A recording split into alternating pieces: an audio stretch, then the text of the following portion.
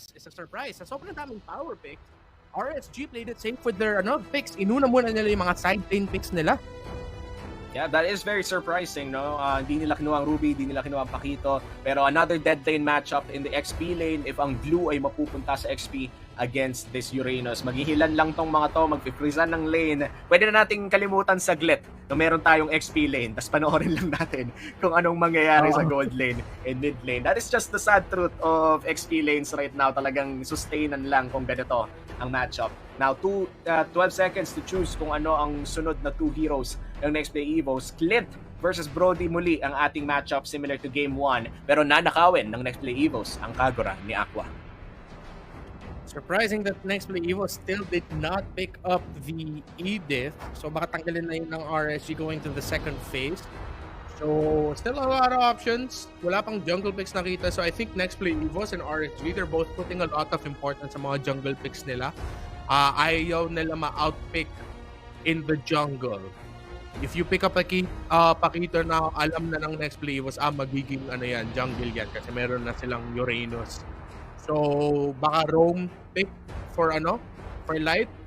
They can pick up the Ruby if they want to. Pero tingnan natin. If they show a healer or a healing type support. Oh no! Okay. Ooh. Oh, it's a safe pick on the Hayabusa. Not much to worry about for the Hayabusa. Yeah, the Hayabusa, more like a steal against H2O siguro, considering that H2O has played a lot of Hayabusa na successful in SIBOL 2022. Banning phase, the second banning phase of this game. 35 seconds for RSG to choose kung sino ba ang sunod nilang ibaban. Meron ng gold mid and possible XP laner for next play EVOS. They could possibly just take out more actually more cores, take out the Lancelot or anything that they think H2 is really good at. Yeah. Actually, RSG, there we go. They take out the Pakito. Lancelot or Ling might be the options for removal, but considering how they're up against a Brody, the Brody yung corrosive strike second skill niya will help. I'm surprised next play was actually opted to take out the Ruby. Pero considering din naman na first pick pagkatapos ng banning phase na to ay RSG, they wanted to play it safe. They didn't want to give it to Light, but it still also could have been an option for next play EVOS. But as it stands, Light for his roam pick, meron pa din naman siya mga options. Actually, he can play the Jawhead if he wants to. Kufra still available, pero right now wala pa tayo masyadong nakitang picks on the side of next play EVOS that can actually warrant picking up the Kufra.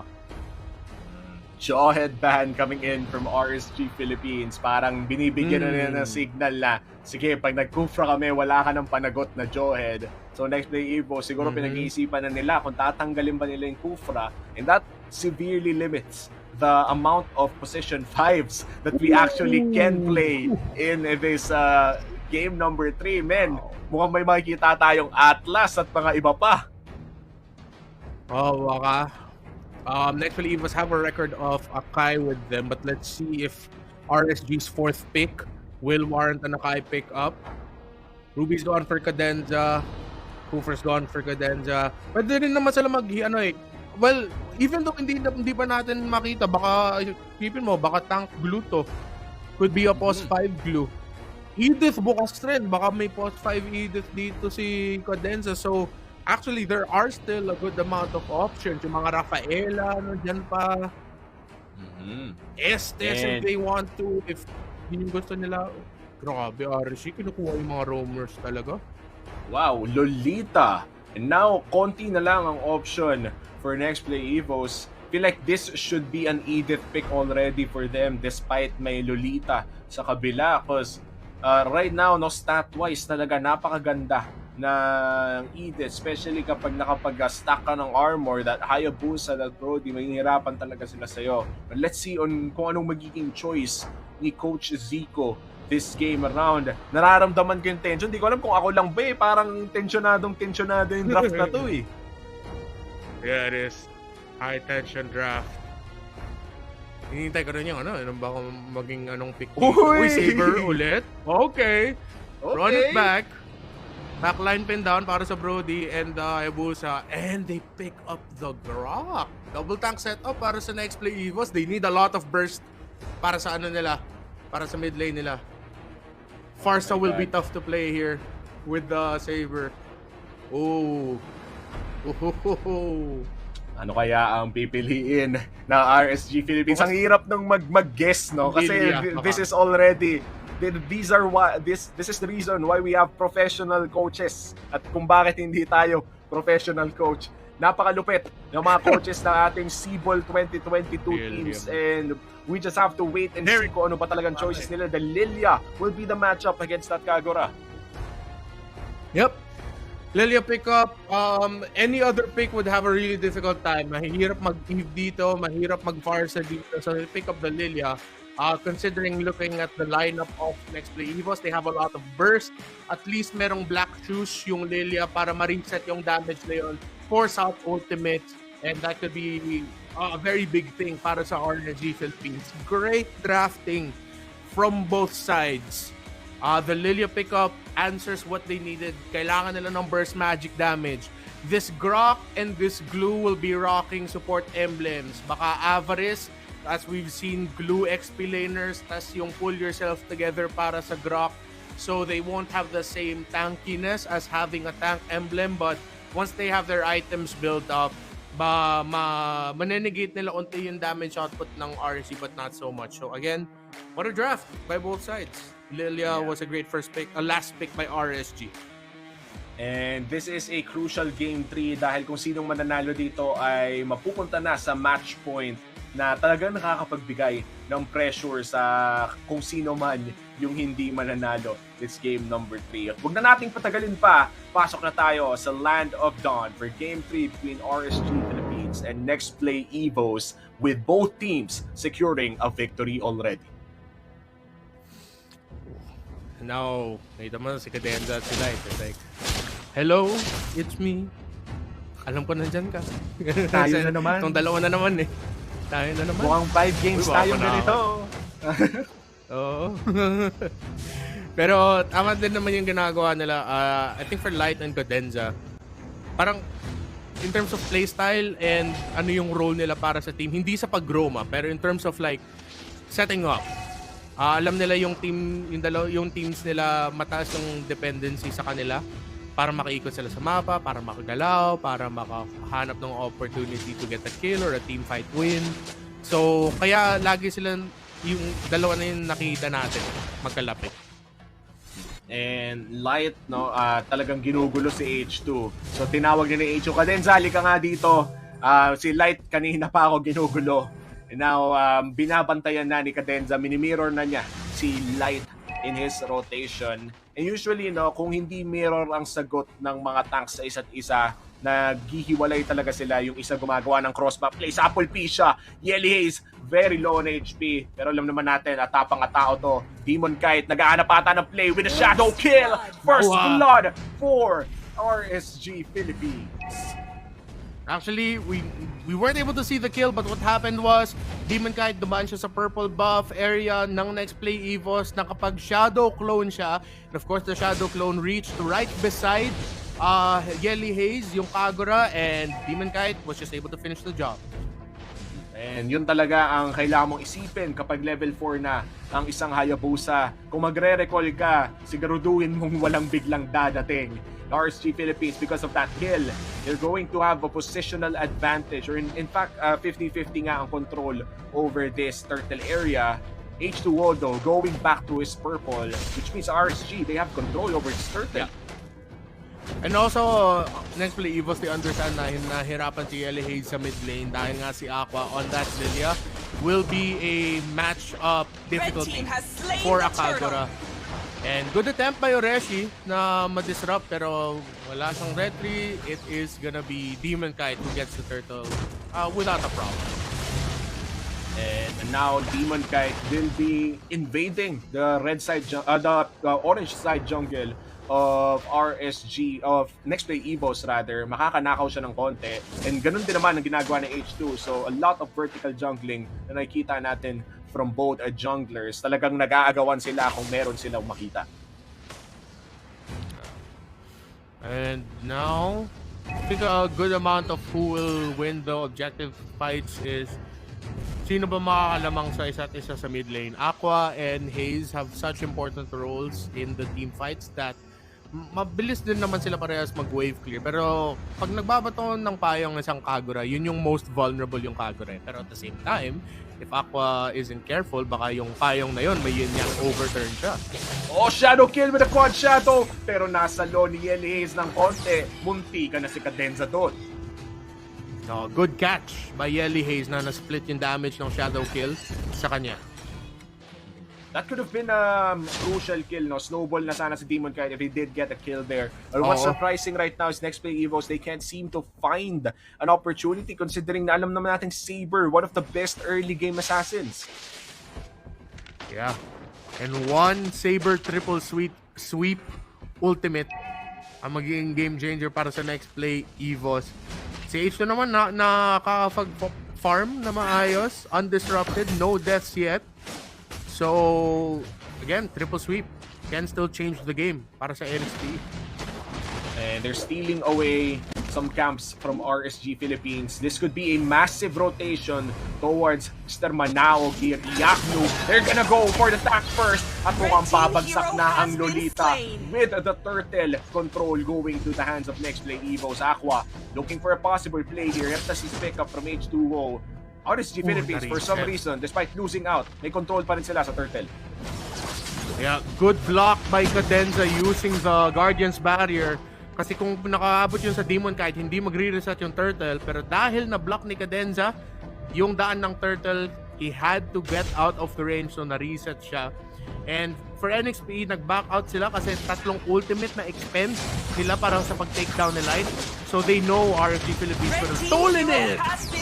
Triple sweep combo once again from H2O. Bagsak na naman si Light and RSG Philippines. That is the second time na nahuli muli ang kanilang position 5. This is deja vu for Light ng Game 1. Next play EVOS showing what's up. Light given a lot of difficulty from next play EVOS. Pero yung turtle ay napunta pa rin sa side ng RSG. Again, dahil nga kailangan mag-expend ng ultimate sa next play EVOS to get those pick-offs right away.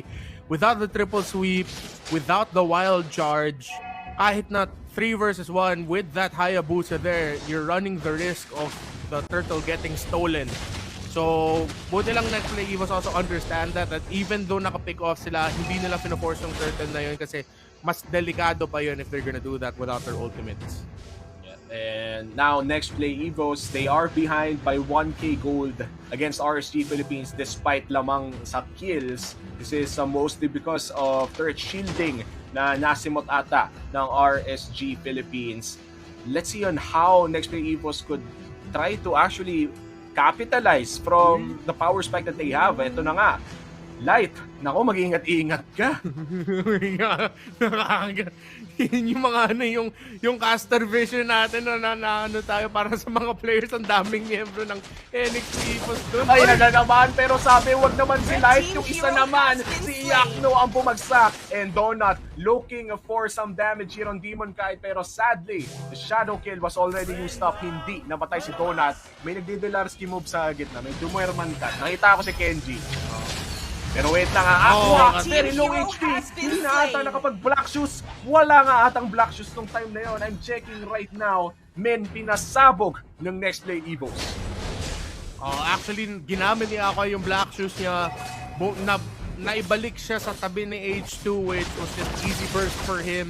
And right now, next play EVOS, changing up their target priorities. Kanina na-pick off nila si Yaknu. Great decision to triple sweep onto the Brody. At ngayon, si Oreshi, ang ganda yung pag-disrupt niya kay Demon Knight. Na-force out na nga yung yung shadow kill. And even taking him back with the quad shadow. Demon Knight severely low on HP. My God, Oreshi with the play. Solo killing the jungler. And ladies and gentlemen, nakita nyo kung bakit naging priority pick bigla si Blue. My goodness, Womi. Grabe na. That single-handedly destroyed the purple buff for RSG Philippines and gave a turtle to next play EVOS. Oreshi which they call a silent killer for Next Play EVOS. Not so silent in that play. Napaka-flashy nun. Oo. And wow, just like that. Dahil sa mga multiple pick-offs nakuha nila sa mapa, Next Play EVOS are still in this. Still even actually. 1-1 in the towers. Not a massive gold lead for either side. So still a close game. But now RSG Philippines, kung saan man magpo-position sila, kailangan din nila may malapit. Well, not too close, but just in case na H2 decides to use the triple sweep, that they can stop it. Just like this. Cadenza looking for something. Torn apart memory. Nagamit agad ng maaga. At mukhang babagsak ka rin react to the triple sweep. Oh my God! Next Play EVOS. Take down. No, wait a minute. Oh my God! RSG! Aqua with a turnaround play. Miracle play for Aqua. 3-4-1 ang naging trade with that rotation. Blue team turret has been destroyed. The Lilia burst damage. Light naitama din niya yung Numenon Blast. Again, Next Play EVOS, hard focus kay Iaknu. Na-take down nila si Iaknu, but that Lilia just exploded Next Play EVOS. My God, that is unexpected. But Aqua is known for miracle plays like that, for clutch plays for RSG Philippines. That was almost a perfect dive from Next Play EVOS, pero yung Lilia men, talagang napakasakit. And now, RSG Philippines suddenly turning the tides of battle. Sila naman ang magpo-push dito sa bot side. Aqua really watching his positioning. Hindi siya dumikit dun kay Iaknu. Yes, Iaknu was picked off, but then again, it's same for both sides. Kung Next Play EVOS, kung yung Lilia naman yung ito-target nila, well, may Purify siya, may Black Shoes siya. So it's really hard for Next Play EVOS to just pick off this Lilia. So of course, rightfully so, they made the right decision na i-pick off dun sa Iaknu, but they just were not ready sa burst damage at na crowd control din nila si Light. Kenji was also there. He was able to survive through it. Maliit lang yung damage na nilalabas ng Uranus, but it's still damage at the end of the day. Another concealed play here from Cadenza. Pero wala silang mahanap this time around. Next Play EVOS, they are behind by almost a 1K gold here for RSG Philippines. And sobrang close game na ating game number 3. Ramdam ko na ang best of 5 dito. Ramdam ko na yung game 5. Pero paano kaya matatapos tong game number 3 na to? Yeah, maganda yung mga pwesto ng teams right now. Light and Cadenza as well. Medyo malayo si Iaknu, but same goes for H2. At alam din ni Iaknu, parang nararamdaman niya, uy, baka may parang naghihintay sa akin sa lane yun. So hindi na pinush ni Iaknu yung lane. H2 backs off, and dalawang teams naghanap lang ng isang opening dito sa Lord fight. And Kenji, Oreshi, hindi yan ipapabalik ni hindi niya ipapapunta si Kenji dyan sa Turtle or sa Lord area na yan. Pag-clear siya ng clear, susubukan niya unahan si Kenji dun sa Lord pit. Right now, RSG Philippines over the back of Mr. RB Calderon, that is Aqua. Kita ang kanyang napakalaking ambag this game. Talagang kaya naging even game ulit tayo dahil dun sa play na ginawa ni Aqua sa bot lane kanina. But right now, Kenji doing the German cut, pays the price for it.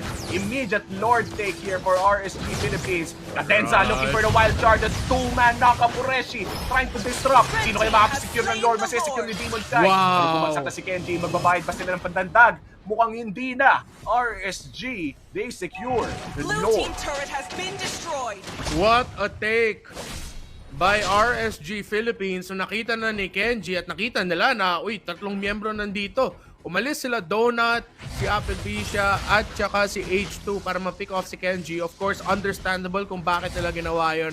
But then RSG Philippines found the opening. They rushed the Lord, and Demon Kite using the shadow clones to perfection. Kasi kung hindi maganda yung pagpwesto ng shadow clones, he didn't put that out. Well, baka may chance pa na nakawan ng Next Play EVOS yung Turtle na yun. Great win para sa RSGPH. Nahuli si Aqua ng split-split. Ngunit wala na rin siyang Red Black Team Shoes. Hero has Pinabagsak been na slain. naman ni Uresi ang isang priority target, pero Quad Shadow with a Shadow Kill. Ang sagot Blue naman ni Team Demon Hero Kite. has He's gonna been fall down. slain. Here we go. Two Team people Hero already has down for next been play slain. Evos. At sunod na nga atas Blue Team Cadenza. Hero 3 has people been down for slain. next play. And RSG Philippines evens out the kill score. My God, these series of plays from RSG. Blue team turret has been Oh destroyed. man, na-split yung damage ng Shadow Kill, pero yung saktong last 2 or 3 hits na punta kay Yelly Haze, kay Apelpicia, and of course, at the end of the last hit, Demon Kite, napa-basic attack lang niya. Doon si Yelly Haze, unfortunate, yun yung naging damage split. But now RSG Philippines, back-to-back big wins across the map, at sila na ang may control sa laro na to. And we could see that in the gold as well. Lamang na sila ng more than 3,000 gold for our against next play EVOS. And now Cadenza still trying to make a play for NXPE. Delikado na to, no? Kasi alam naman nating Saber early to mid game talaga. By late game, medyo mahihirapan ng makahanap ng opportunities. And now RSG Philippines fully aware. In fact, ang ganda nung ginawa nila kanina, yung German cut to a Lord take. RSG Philippines suddenly ahead. 43 seconds pang mag-spawn yung Lord. Di naman gaano kalaki din ang lead ng RSG Philippines. So para sa next play EVOS, very doable, maka-comeback sila. But target prioritization at positioning, yun yung problema nila eh. As long as Aqua and Iaknu watch their positioning, it will always end up being a trade. Most likely. Pero things like that, yung ginawa ni Don at na-force out yung Black Shoes, pero mabilis-bilis din naman yung cooldown na yan, bago mag-team fight, will be a big help for NXPE.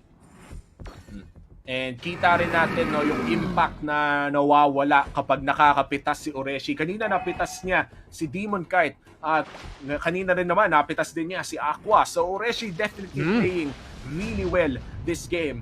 But but next play EVOS is still struggling. RSG Philippines is playing the macro game quite well. Yep, the split push coming in from Kenji, forcing reactions by one or ngayon dalawang miyembro ng NXPE. So RSG Philippines, I think nakita nila na dalawang miyembro doon, pero dahan-dahan muna sa Lord, hindi pa nila pwede rush to just in case ready sila mag-reset. Lord 3/4 HP, i-reset lang nila ng pakunti-kunti. Now Cadenza forcing out the Lord reset. Mata dito kay Uranus na talagang magiging malaking hadlang sa next play EVOS. Divine Glaive, binuo na dito ni Aqua. Although alternatively, yung mga sinabi ko kanina for NXPE, yes, it's hard for target priority. It will end up being a trade. RSG Philippines, dapat mag-ingat sila sa pang setup capability ng next play EVOS. They have 2 big frontliners. Kung hindi sila mag-ingat, baka ma-set-upan sila. Oh no, Aqua forced out the Black Shoes. Napaaga ata. Ito na si Ureshi. Nahuli si Aqua. Ibabalik niya sa kamatayan. And NXP, no! Look at the damage from Manolita. No, the stuns. In the backline, si H2O naghahanap. Pero babagsak na nga si Clint with the Brody. And there you go with the counterplay. The Kagura, H2, Apelpicia still alive. Light and Genji will be the men for RSG Philippines. At si Apelpicia na nga ang sunod. Yelays goes down. Ureshi at Cadenza na lamang natitira. Si Demon Kite makakalayo with the Quad Shadow. That is a 3-for-2 trade-off na lamang ang RSG Philippines. Blue team turret has been Yung destroyed. dalawang frontliners na next play EVOS, dahil sa ginawa nila, walang Lord para sa RSGPH. Pero sila ang naiwan dito. But that was a good call for NXPE. They focused the backline. Nawala kaagad si Aqua. Iaknu was caught off guard at Demon Kite hindi nakapag-focus sa Lord. At susubukan ulit dito ni Ureshi and Cadenza. They're doing everything they can to stop this, pero malayo-layo pa si H2. Hindi pa nakaka-respond. Sino kaya makakapag-secure nito? May makikita ba tayong Miracle Steal? Malayo pa si H2. Demon Kite timing is retribution. And there you go, Lord is good for RSG Philippines. Si Ureshi ay nakahuli naman ng isa. Kenji, buhay pa rin. Going with the regen from this Uranus. Light might just be in trouble. Guardian Bulwark still alive, pero Immortality is pop. Pinasok matatapos ba? And there you go, bagsak na nga rin Cadenza with another good play. Next play, EVOS, they do survive that, pero RSG Philippines, meron silang Lord. Yung tanong dito, ano pa makukuha ng RSGPH? Hindi ata makakapag-charge o hindi makakatama yung Lord dun sa mid lane. Turret ng NXP EVOS. By the way, that's 2 team fights now. Back to back, maganda yung mga Numenon Blast. Binabato ni Light. Of course, yung team fight kanina, yung unang team fight para sa Lord na yon. Light landing a crucial 3-man Numenon Blast with the Flicker, or if wala ata flicker siya nung panahon niya. I think natama lang niya talaga yung Numenon Blast. Kung hindi yung natama ni Light, it probably wouldn't have been as big as a win. Pero dahil doon na-secure ng RSG Philippines yung 3 kills. So right now, yung mga tanks, mga frontliners ng dalawang teams making a lot of great plays for their squads. Si Kenji, usually not in the team fight, pero yung mga split push na ginagawa niya, nagdadagdag ng pressure sa mapa kontra sa next play EVOS. RSG next play EVOS, game number 3. Even ang ating kill score pero lamang ng 5,000 ang RSG Philippines. We are already entering the late game kung saan dapat may konting kalamangan ang RSG Philippines dahil sa kanilang composition. Hindi naman ibig sabihin nito ay walang chance ang next play EVOS dahil meron pa rin tayong Clint na nasa kamay ni Mario Stan aka Donut. Kanina nga nagbato lang siya ng isang enhanced basic attack. 1,200 halos ang bawas ngayon ng enhanced basic attack sa isang Uranus, by the way. So, sobrang sakit na din ng Clint na to. Kung hindi mag-iingat ang RSG Philippines, if he can land the full-on quick draw combo, na-juggle niya yung mga basic attacks niya, sobrang sakit at sobrang bilis matutunan ang mga miyembro ng RSG Philippines. Now, RSG, they're holding on to their mid lane outer tier turret. Surprisingly, di pa rin ito napapabagsak ng next play EVOS. Meanwhile, for next play EVOS, talagang inhibitor turrets na lang ang natitira para sa kanila. Naghanap sila ng mga pick-offs considering na meron silang kalakasan sa paghanap ng pick-offs. Ngunit mahirap talagang makahanap. Uranus ang kanilang nakasalubong. Kaya ba nilang tapusin to? Kenji, with the immortality and the consecration, i-regen lang niya. Parang wala lang nangyari. And Ureshi is now in the backline. Light, nag-aabang ng Numenon Blast. Nahuli si H2! H2, he wants to try to escape. Makakatakas pa dito si H2. Nasa harapan niya si Kenji. Pero doon sa likod, nakawag sa Kenji. Hayabusa na nga yung sunod. It's a 1-for-1 trade-off for now. Pero si Donut, makakatakas pa nga, makaka-flicker pa, makaka-dash pa ng palayo. In the backline talaga si Ureshi. Nakalimutan na natin. Isang malaking problema para sa RSG Philippines. Dalawa ang bumagas na niya. And look at that! Apple Pizza with a yin-yang overtime play. Killing spree para sa Grak Cadenza. A lethal position 5. And now Kenji and Light will be the ones na tatakas at mabubuhay para sa RSG Philippines. Ginabi na ng next play EVOS kay Ureshi. Ureshi, ito lang trabaho mo. Sa backline ka lang. Hanapin mo lang si Demon kahit iyak no ama kung sino man. At dahil sa mga ginagawa ni Ureshi, pinahati. Mauubos ata ang RSG Philippines dito. Immortalities are pop. Low na ang HP. Shutdown para kay Donut. Mario Stan. 4 na tao. It is Light against the world.